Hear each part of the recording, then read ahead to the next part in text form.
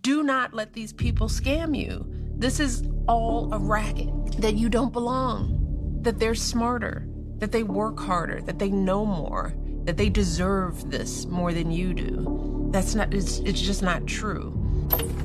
I grew up, fortunately in a predominantly Black neighborhood after white flight happened. Everyone assumed I was smart, right? I grew up as the salutatorian in my grammar school. I went to a top high school. I had the fortune of growing up in a validating Black environment.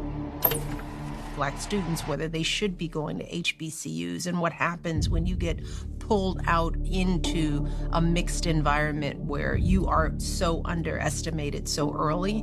We talked about the messages that you start telling yourself. I didn't have that. My mentors, my teachers, the coaches, my dance teachers, they were all people who, if I made a mistake or if they doubted me, it was not because of my race, it was because I disappointed somebody in some other way.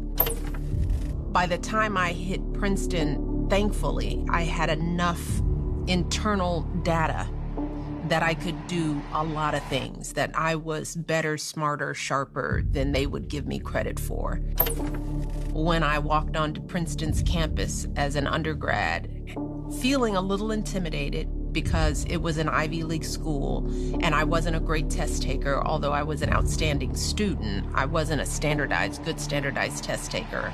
All those numbers said that I shouldn't do well at Princeton. And so I came in as an affirmative action kid, sort of feeling like maybe I don't belong in these ivory towers, and maybe these kids coming from these other schools are really so much smarter and better than I am. And I looked around and I was like, oh my God, well, there's all kinds of affirmative action that never talk about. There's wealth and legacy.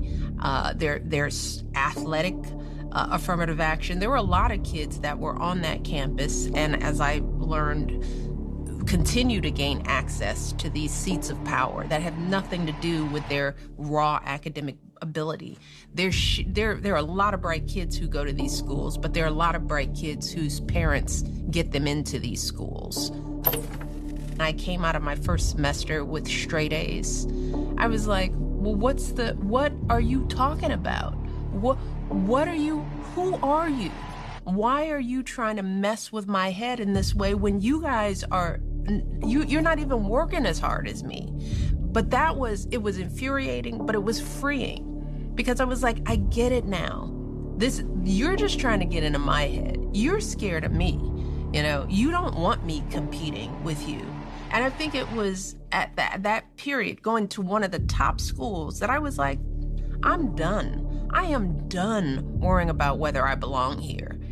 This is a scam. I'm going to sit at these tables and I am going to run it from now on. Why am I listening to you? Why don't you listen to me? I think that experience for me was freeing in an odd kind of way. And a lot of kids don't get access. They're just blocked out, and it's sort of like they're told, don't look behind the curtain because you don't belong.